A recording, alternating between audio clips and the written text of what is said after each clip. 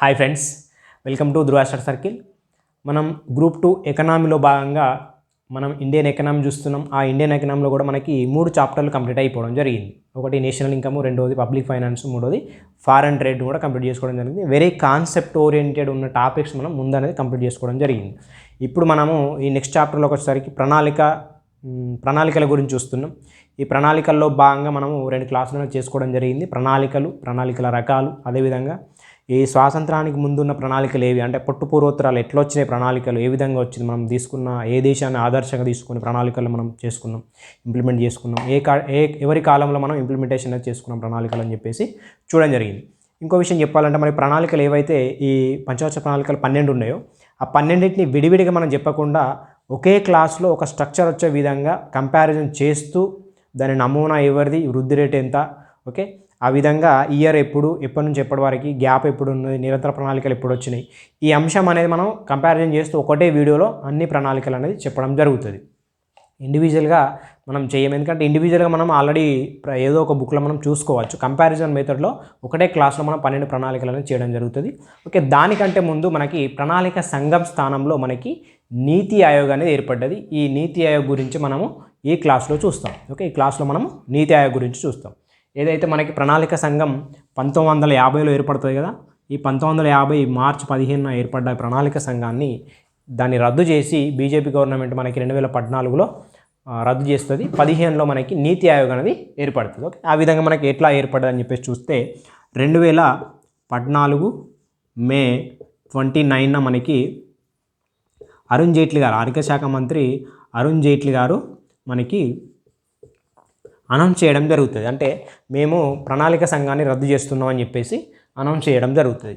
Announce చేసిన తర్వాత 2014 August 13న meeting పెట్టుకొని 17న దీన్ని రద్దు చేయడం అనేది జరుగుతుంది. 13న మీటింగ్ పెట్టుకొని అనౌన్స్ చేసి రద్దు చేయడం అనేది జరుగుతుంది ఆగస్టు 17న. ఓకే, ప్రణాళిక సంఘం అనేది రద్దు కావడం జరిగింది 2014లో. ఇది గుర్తుపెట్టుకోవాలి. ఇప్పుడు ఏర్పడితే 1950లో ఏర్పడితే 2014 ఆగస్టు 17న రద్దు అనేది కావడం జరిగింది. ఓకే, రద్దు అయిన తర్వాత 2014 డిసెంబర్ 7 తారీఖున మేము ప్రణాళిక సంఘం స్థానంలో నీతి ఆయోగ్ను ఏర్పాటు చేస్తున్నాం అని చెప్పేసి చెప్పడం జరిగింది. నీతి ఆయోగ్. మరి ఈ నీతి ఆయోగ్ ఏంటంటే, ఈ నీతి అంటే national institute for transforming India.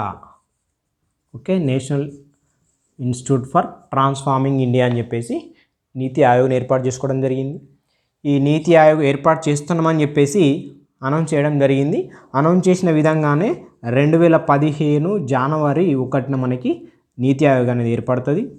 Okay, ఏర్పడ్డ వెంటనే మనకి ఫిబ్రవరి 8న మనకి ఫస్ట్ మీటింగ్ అనేది జరుగుతుంది.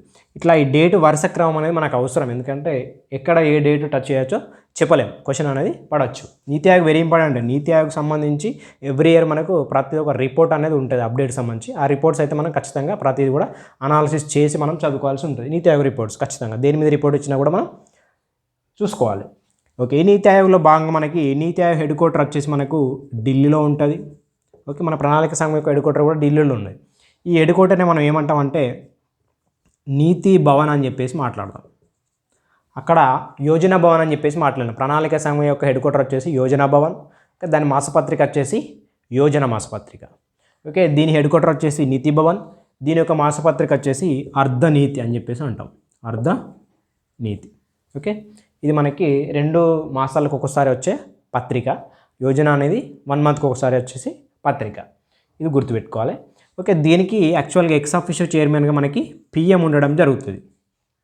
పిఎం ప్రధానమంత్రి, ఎవరైతే ప్రధానమంత్రి ఉంటారో వాళ్ళే మనకి ఎక్స్ ఆఫీషియో చైర్మన్గా ఉంటారు. ఇంకొకటి ఏంటంటే ఈ నీతి ఆయోగ్ అనేది మనకి సెంట్రల్ మినిస్ట్రీ ఆఫ్ ప్లానింగ్ అండర్లో మనకి వర్క్ చేయడం జరుగుతుంది నీతి ఆయోగ్. మరి నీతి ఆయోగ్ ఎట్లా ఏర్పడ్డది అంటే సేమ్ మనకి ప్రణాళిక సంఘం ఏ విధంగా అయితే ఒక రాజ్యాంగేతర సంస్థ, చట్టబద్ధేతర సంస్థ, అదేవిధంగా మనకి ఒక కేంద్ర మంత్రిమండలి తీర్మానం మేరకే, ఓకే, కేంద్ర మంత్రిమండలి తీర్మానం మేరకు మాత్రమే ఇది కూడా మనకి ఏర్పడడం జరుగుతుంది. మంత్రిమండలి తీర్మానం. ఓకే, అక్కడ మనం సలహా సంఘం అని చెప్పేసి చెప్పుకుంటాం. ఇక్కడ జస్ట్ మనము కేంద్ర మంత్రిమండలి తీర్మానం మేరకే నీతి ఆయోగ్ అనేది ఏర్పడుతుంది. గుర్తుపెట్టుకోవాలి. ఇది కూడా ఆర్టికల్లో లేదు, అది కూడా చట్టం చేయలేదు. ఓకే, కేవలం తీర్మానం ద్వారా ఏర్పాటు చేసుకున్నదే నీతి ఆయోగ్. ఇది నీతి ఆయోగ్ సంబంధించిన ఇంట్రొడక్షన్. ఇప్పుడు మనం చూస్తాం నీతి ఆయోగ్ సంబంధించిన స్ట్రక్చర్ ఏ విధంగా ఉంటుంది. ఓకే, ప్రస్తుతానికి స్ట్రక్చర్ ఏ విధంగా ఉంది, ఎవరి స్థానం అంటే పొజిషన్లో హోదాకు సంబంధించిన వాళ్ళు ఎవరున్నారని చెప్పేసి చూస్తే మనకి చైర్మన్గా ఎవరు ఉంటారంటే మనకి నరేంద్ర మోడీ అంటే పిఎం కదా, పిఎం మోడీ గారు ప్రస్తుతానికి. అదేవిధంగా వైస్ చైర్మన్, ఈ వైస్ చైర్మన్ని ఎవరైతే ప్రధానమంత్రి ఉంటారో వాళ్ళే అపాయింట్మెంట్ చేయడం జరుగుతుంది. ఓకే, సుమన్ కే బేరీ, ప్రస్తుతానికి సుమన్ కే బేరీ. ఈ అపాయింట్మెంట్ మనకి 2022లోనే మనకు రావడం జరిగింది సుమన్ కే బేరీ. ఫస్ట్ ఎవరుండే అంటే అరవింద్ పనగారియా. ఓకే, అరవింద్ పనగారియా రీసెంట్గా మనకి వార్తల్లోకి రావడం జరిగింది. 16th ఫైనాన్స్ కమిషన్ చైర్మన్గా మనకి ఎన్నిక కావడం జరిగింది. 16th ఫైనాన్స్ కమిషన్ అనేది ఏర్పాటు చేసి దానికి చైర్మన్గా ఎవరంటే అరవింద్ పనగారియను నియమించడం జరిగింది. అది గుర్తుపెట్టుకోవాలి, మనకి కరెంట్ అఫైర్స్ సంబంధించి. ఫస్ట్ మనకి వైస్ చైర్మన్, నీతి ఆయోగ్ వైస్ చైర్మన్ ఎవరంటే అరవింద్ పనగారియా. ఇప్పుడు ప్రస్తుతానికి ఎవరంటే సుమన్ కే బేరీ. అదేవిధంగా చీఫ్ ఎగ్జిక్యూటివ్ ఆఫీసర్, సిఇఓ అంటాం. ఈ సిఇఓను కూడా మనకి పిఎం మనకు అపాయింట్మెంట్ చేయడం జరుగుతుంది. బివిఆర్ సుబ్రహ్మణ్యం, ప్రస్తుతానికి బివిఆర్ సుబ్రహ్మణ్యం గారు ఉండడం జరిగింది. ఫస్ట్ మనకి సిఇఓ ఎవరంటే సింధుశ్రీ కుల్లార్ అని చెప్పేసి, లేడీ సింధుశ్రీ కుల్లార్. ఫస్ట్ మనం గుర్తుపెట్టుకోవాలి, ఎందుకంటే మార్పులు జరిగినాయి కాబట్టి ఆ మార్పుల్లో భాగంగా ఫస్ట్ ఎవరు వచ్చింది అనేది ఇంపార్టెంట్. మనం ప్రణాళిక సంఘం మాట్లాడినప్పుడు లాస్ట్ ఎవరు అని చెప్పేసి మాట్లాడుకుంటే నరేంద్ర మోడీ చైర్మన్. అదేవిధంగా దాని వైస్ చైర్మన్ ఎవరంటే మనకి అహ్లూవాలియా, మౌంటైన్ సింగ్ అహ్లూవాలియా అని చెప్పేసి మాట్లాడుకున్నాం ప్రణాళిక సంఘం స్థానంలో. ఓకే, ఇక్కడ మనకి సింధుశ్రీ కుల్లార్ అనేది ఫస్ట్ నీతి ఆయోగ్ సిఇఓ అని చెప్పేసి గుర్తుపెట్టుకోవాలి. చైర్మన్ అయిపోయింది, వైస్ చైర్మన్, సిఇఓ. ఇప్పుడు మనకి దీనికి సంబంధించి 4th స్ట్రక్చర్ వచ్చేసరికి ఫుల్ టైం మెంబర్స్ ఉంటారు. ఫుల్ టైం మెంబర్స్ అయితే ఫుల్ టైం మెంబర్స్ ప్రస్తుతానికి 4 ఉండడం జరిగింది. ఓకే, మ్యాక్సిమం అయితే 5 ఉండొచ్చు, మ్యాక్స్ 5 ఉండొచ్చు. మనం మరి ఫుల్ టైం మెంబర్లు ఎందరు ఉండొచ్చు అని చెప్పేసి ఆన్సర్ అంటే 4, 5 అంటే 5. ప్రస్తుతానికి ఎంతమంది ఉన్నారంటే 4. మరి ఆ 4 మనం ఖచ్చితంగా గుర్తుపెట్టుకోవాలి. ఒకటి వికే పాల్, ఓకే, ఇంకొకటి వికే సారస్వత్, అదేవిధంగా రమేష్ చంద్, ఓకే, అరవింద్ వీర్మణి. ఈ 4. ఓకే, ఈయన వ్యవసాయ సంబంధించిన శాస్త్రవేత్త, నిపుణుడు. అదేవిధంగా ఈ వికే మనకి అరవింద్ వీర్మణి అనే వ్యక్తి, ఓకే, ఈ సారస్వత్ ఎవరున్నారో డిఆర్డిఓకి సంబంధించిన ఒక నిపుణుడు. ఓకే, దానికి సంబంధించి. అదేవిధంగా మనకి ఈ వికే పాల్ ఉన్నాడు కదా, పబ్లిక్ ఎఫ్ఐకి సంబంధించి మనకి ఒక నిపుణుడు. ఓకే, అరవింద్ వీర్మణి హెల్త్ డిపార్ట్మెంట్ సంబంధించి. వీళ్ళందరూ నిపుణులు, ఒక్కొక్క రంగం నుంచి ఒక నిపుణుని ఎన్నుకొని మనకి పర్మనెంట్ ఫుల్ టైం మెంబర్స్గా మనకి ఎంపిక కావడం జరుగుతుంది. వీళ్ళు ఫుల్ టైం మెంబర్స్ అని చెప్పేసి గుర్తుపెట్టుకోవాలి. వికే పాల్, వికే సారస్వత్, రమేష్ చంద్, అరవింద్ వీర్మణి, ఇది మనకి full time members. Next ex officio members అని చెప్పేసి ఉంటారు. అంటే ఎక్స్ అఫీషియో మెంబర్స్ అంటే ఒక శాఖలో ఎవరైతే ఒక మంత్రి ఉంటారో ఎవరన్నా ఉండని వాళ్ళు ఎక్స్ అఫీషియో మెంబర్స్ అవుతారు. దానికి సంబంధించి ఫస్ట్ వచ్చేసి ఆర్థిక శాఖ మంత్రి, రెండోది వచ్చేసి హోంశాఖ మంత్రి, మూడోది వచ్చేసి రక్షణ శాఖ మంత్రి, నాలుగోది వచ్చేసి వ్యవసాయ శాఖ మంత్రి. రైట్, ఆర్థిక శాఖ మంత్రి, హోంశాఖ మంత్రి, రక్షణ శాఖ మంత్రి, వ్యవసాయ శాఖ మంత్రి. మరి ప్రస్తుతానికి ఆర్థిక శాఖ మంత్రి ఎవరంటే నిర్మలా సీతారామన్, తెలుసు మనకి, కేంద్ర ఆర్థిక శాఖ మంత్రి. అదేవిధంగా హోంశాఖ అంటే ఎవరంటే అమిత్ షా వస్తారు. రక్షణ అంటే రాజ్నాథ్ సింగ్. ఓకే, వ్యవసాయం అంటే నరేంద్ర సింగ్ తోమర్. ఓకే, అంటే ఎక్స్ అఫీషియో మెంబర్స్ అంటే ఒక శాఖకు సంబంధించిన మంత్రులు ఎవరైతే ఉంటారో వాళ్ళు ఎక్స్ అఫీషియో చైర్మన్స్ అవుతారు. సేమ్ మనకు చైర్మన్ ఎట్లనో పిఎం ఎవరుగా ఉంటే వాళ్ళే చైర్మన్. అదేవిధంగా ఈ ఎక్స్ అఫీషియో సభ్యులు కూడా ఇక్కడ మనకి పేర్లు వేరే కావచ్చు, గవర్నమెంట్ చేంజ్ అయినప్పుడు లేకుంటే మార్పులు జరిగినప్పుడు ఇక్కడ పేర్లు చేంజ్ కావచ్చు, కానీ శాఖలు అవే ఉంటాయి. ఆ శాఖలో ఎవరైతే మంత్రి ఉంటారో ఆ మంత్రికి సంబంధించిన వాళ్ళే మనకి ఎక్స్ అఫీషియో మెంబర్స్ అనే వాళ్ళు ఉంటారు. రైట్, ఇది మనకి ఎక్స్ అఫీషియో మెంబర్స్ గురించి. నెక్స్ట్ మనకు ఇంకొకటి వచ్చేసి నెక్స్ట్ పార్ట్ టైం మెంబర్స్ అనేవి ఉంటారు మనకి. దానికి ముందు స్పెషల్ ఇన్వైటీస్ అని చెప్పేసి ఉండడం జరుగుతుంది. స్పెషల్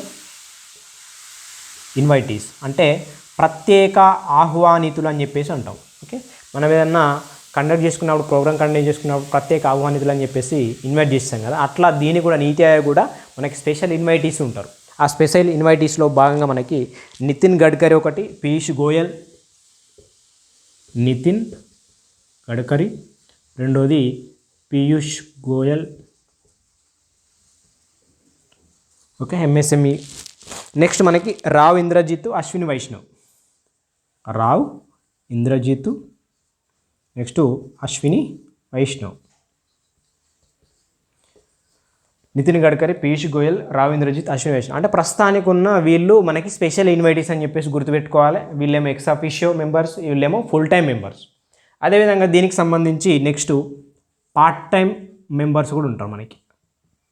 పార్ట్ టైం మెంబర్స్ అంటే ఇక్కడ సంఖ్య అనేది చాలా ఇంపార్టెంట్. ఫుల్ టైం మెంబర్స్ ఎంతమంది ఉండొచ్చు, ఎక్స్ అఫీషియో మెంబర్స్ ఎంతమంది ఉన్నారు, స్పెషల్ ఇన్వైటీస్ ఎంతమంది ఉన్నారు, పార్ట్ టైం మెంబర్స్ ఎంతమంది ఉన్నారు. ఈ పార్ట్ టైం మెంబర్స్ అనేది మనకి ఇద్దరు ఉండడం జరుగుతుంది. అది సిచ్యువేషన్ బట్టి వీళ్ళకు ఇన్విటేషన్ అనేది ఉంటుంది పార్ట్ టైం మెంబర్స్కి. ఓకే, వాళ్ళ మార్పులకు కూడా గురి కావడం జరుగుతుంది. వీళ్ళు పార్ట్ టైం మెంబర్స్లో భాగంగా ఎవరు ఉంటారంటే ప్రముఖ యూనివర్సిటీస్ కావచ్చు, అదే ప్రముఖ ఐఐటికి సంబంధించిన సంస్థలకు సంబంధించి కావచ్చు. ఓకే, ప్రముఖ యూనివర్సిటీస్ కానీ ప్రముఖ ఐఐటీలకు సంబంధించి కానీ ఇద్దరు వ్యక్తులను, నిపుణులను మనకి పార్ట్ టైం మెంబర్స్ ఎన్నుకోవడం జరుగుతుంది. ఓకే, వీళ్ళు పార్ట్ టైం. నెక్స్ట్ మనం చూస్తే గవర్నింగ్ కౌన్సిల్ అని చెప్పేసి మనం ఏర్పాటు చేసుకుంటాం. Governing council. ఈ గవర్నింగ్ కౌన్సిల్లో ఎవరు ఉంటారంటే మనము ప్రణాళిక సంఘం మాట్లాడినప్పుడు ఒక ప్రణాళికలు ఏర్పరచుకున్న తర్వాత క్యాబినెట్ ఆమోదం పొందిన తర్వాత మనకు ఎన్డీసీ ఆమోదం పొందుతుంది. అంటే జాతీయ అభివృద్ధి మండలి ఉంటాయి కదా, ఆ ఎన్డీసీ నేషనల్ డెవలప్మెంట్ కౌన్సిల్ అనేది ఆమోదం పొందిన తర్వాత మనకి పార్లమెంట్లోకి వస్తుంది. అట్లా ఈ గవర్నింగ్ కౌన్సిల్లో భాగంగా, ఈ నీతి ఆయోగ్లో భాగంగా మనకి ఇక్కడ ప్రత్యేకంగా ఎన్డీసీ లాంటి సంస్థ లేదు. ఇక్కడ ఆమోదం పొందాలంటే ఈ నీతి ఆయోగ్లో భాగంగానే ఒక గవర్నింగ్ కౌన్సిలింగ్ ఉంది. అంటే పాలక మండలి అంటాం దీన్ని. ఈ పాలక మండలిలో మనకి సీఎంలు ఉంటారు, అన్ని రాష్ట్రాల సీఎంలు ఉంటారు. ఓకే, మనకి యూటీస్ అయితే యూటీకి సంబంధించిన సీఎంలు ఉంటారు. యూటీకి సంబంధించిన సీఎంలు అంటే శాసనసభ ఉంటే వాళ్ళకి సీఎంలు ఉంటారు. అట్లా మళ్ళీ ఆ యూటీకి సంబంధించిన లెఫ్టినెంట్ గవర్నర్లు కావచ్చు, వాళ్ళు ఉంటారు. ఓకే, మిగతా వాళ్ళందరూ కూడా పాలక మండలిలో భాగమే. ఓకే, ఈ గవర్నింగ్ కౌన్సిల్ అనేది ఏర్పాటు చేసుకొని ప్రతి రాష్ట్రానికి కూడా మనం ప్రాధాన్యత ఇస్తూ అందరు సీఎంలకి, అందరు గవర్నర్లకి, అందరూ ముఖ్యమంత్రులకు మనకి దీంట్లో ఉండడం జరుగుతుంది గవర్నింగ్ కౌన్సిల్లో. ఇది గుర్తుపెట్టుకోవాలి. ఇంకొక అంశం వచ్చేసి మనకి రీజనల్ కౌన్సిల్. ఓకే, ఈ రీజనల్ కౌన్సిల్ అనేది అంటే ఇది ప్రాంతీయంగా ఏర్పడేది. అంటే ఒక రాష్ట్రానికి ఒక ప్రత్యేకమైన అంశాన్ని మనం తీర్మానించుకోవాలి, ఒక అంశాన్ని ఏర్పాటు చేసుకోవాలనుకున్నప్పుడు ఆ పర్టికులర్ అంశాన్ని ఏర్పాటు చేసుకోవాలనుకుంటే మనకి సీఎంలు కూడా ఉంటారు. అదేవిధంగా సేమ్ యూటీ సీఎంలు ఉంటారు, అదేవిధంగా యూటీ లెఫ్టినెంట్ గవర్నర్స్ ఉంటారు ఈ రీజనల్ కౌన్సిల్లో. దాంతోపాటు మనకి పిఎం అధ్యక్షతన వీళ్ళు అందరూ సభ్యులుగా ఉండి ఆ రీజనల్ కౌన్సిల్లో ఉండే ఒక అంశాన్ని మనం తీర్మానం చేసుకోవడం జరుగుతుంది. అర్థమైందిగా, రీజనల్ కౌన్సిల్ వేరు, గవర్నింగ్ కౌన్సిల్ వేరు. గవర్నింగ్ కౌన్సిల్ అనేది పర్మనెంట్, అది ఎప్పటికీ అదే విధంగా ఉంటుంది. కానీ ఒక రాష్ట్రానికి సంబంధించి ఒక అంశం వచ్చినప్పుడు మనం దాన్ని తీర్మానం చేసుకోవాలనుకుంటే ఆ పిఎం అధ్యక్షతన మిగతా ఎవరైతే ఉంటారో సీఎంలు కావచ్చు, గవర్నర్ కావచ్చు, వాళ్ళు సభ్యులుగా ఉండి పిఎం అధ్యక్షతన ఒక రీజనల్ కౌన్సిలింగ్ అని ఏర్పాటు చేసుకొని ఆ అంశం మీద చర్చించడమో తీర్మానించడమో జరుగుతుంది రీజనల్ కౌన్సిల్ సంబంధించి. అదేవిధంగా ఫైనల్గా మనం చెప్పుకుంటే మనకి ఐఏఎస్లు ఐపీఎస్లు ఉంటారో అఖిల భారత స్థాయి సంబంధించిన ఆల్ ఇండియా సర్వీసెస్ వాళ్ళు ఎవరైతే ఉంటారో వాళ్ళను కూడా మనము ఇన్వైట్ చేయొచ్చు. ఫైనల్గా ఇన్వైట్ చేయొచ్చు అంటే వాళ్ళకు కూడా మనకి ఇన్విటేషన్ అనేది ఉంటుంది. వాళ్ళు ఏంటంటే ఒక అడ్వైజర్లు మనం పెట్టుకోవచ్చు. ఓకే, ఆల్ ఇండియా సర్వీస్ వాళ్ళని మనం అడ్వైజర్లుగా పెట్టుకోవచ్చు. ఓకే, ఆల్ ఇండియా సర్వీస్ సంబంధించిన వారిని అడ్వైజర్లో పెట్టుకోవచ్చు. ఇది మనకి కంప్లీట్గా నీతి ఆయోగ్ యొక్క స్ట్రక్చర్ ఈ విధంగా ఉంటుంది. ఫస్ట్ చైర్మన్, రెండవది వైస్ చైర్మన్, మూడవది సిఇఓ, నాలుగవది ఫుల్ టైం మెంబర్సు, ఐదవది ఎక్స్ అఫీషియో మెంబర్సు, ఆరవది స్పెషల్ ఇన్వైటీసు, ఏడవది మనకి పార్ట్ టైం మెంబర్సు, ఓకే, 8వది గవర్నింగ్ కౌన్సిల్, 9వది రీజనల్ కౌన్సిల్. ఈ విధంగా ఒక స్ట్రక్చర్ అనేది మనం 100% గుర్తుపెట్టుకోవాలి. ఫుల్ టైం మెంబర్స్ ఎంతమంది ఉండొచ్చు, ఎంతమంది ఉన్నారు అనేది కూడా డిఫరెంట్ అనేది అవసరం. 5గురు ఉండొచ్చు మ్యాక్సిమం, 4గురే ఉన్నారు. అట్లా మనకి ఎక్స్ అఫీషియల్ మెంబర్స్ ఏ శాఖల వారు ఉంటారని చెప్పేసి కూడా అడగచ్చు. లేదు ప్రస్తుతానికి ఎక్స్ అఫీషియల్ మెంబర్స్ ఎవరు ఉన్నారని చెప్పేసి అడగచ్చు. పార్ట్ టైమ్స్ మెంబర్స్ ఎంతమంది ఉండొచ్చు. అదేవిధంగా గవర్నింగ్ కౌన్సిల్లో భాగంగా కింది వారిలో లేనివారని చెప్పేసి ఇంకా వేరే అంశాలు ఇవ్వచ్చు. ఓకే, అదేవిధంగా మనకి రీజనల్ కౌన్సిల్ అనేది, రీజనల్ కౌన్సిల్కి అధ్యక్షత ఎవరు వహిస్తారంటే పిఎం అధ్యక్షతనే ఒక రీజనల్ కౌన్సిల్ ఏర్పాటు చేసుకొని ప్రాంతీయంగా ఒక అంశాన్ని తీర్మానించుకోవాలంటే మనకి తీర్మానం అనేది చేసుకుంటారు. ఓకే, ఈ విధంగా మనము ఈ స్ట్రక్చర్ అనేది, నీతి ఆయోగ్ స్ట్రక్చర్ అనేది ఈ విధంగా ఉంటుంది. మనకి దేని ప్లేస్లో వచ్చిందంటే ప్రణాళిక సంఘం స్థానంలో వచ్చింది. ఏ డేట్ని ఏర్పడ్డది, ప్రణాళిక సంఘం ఎప్పుడు రద్దయింది అని చెప్పేసి ఈ నీతి ఆయోగ్ సంబంధించిన అంశం గుర్తుపెట్టుకోవాలి. నెక్స్ట్ క్లాస్లో మనం ఏం చూస్తామంటే ప్రణాళిక సంఘంకి నీతి ఆయోగ్కి డిఫరెన్సెస్ ఏందని చెప్పేసి నెక్స్ట్ క్లాస్లో చూస్తాం మనం. ఓకే, దానికి దీనికి తేడా ఏంటి, ఓకే, దాని ఇంప్లిమెంటేషన్ ఎట్లా ఉంది, అది స్ట్రక్చర్ ఎట్లా ఉంది, దీని ఇంప్లిమెంటేషన్ ఎట్లా ఉంది, దాని స్ట్రక్చర్ ఎట్లా ఉందో నెక్స్ట్ క్లాస్లో మనం చూస్తాం. Okay, thank you.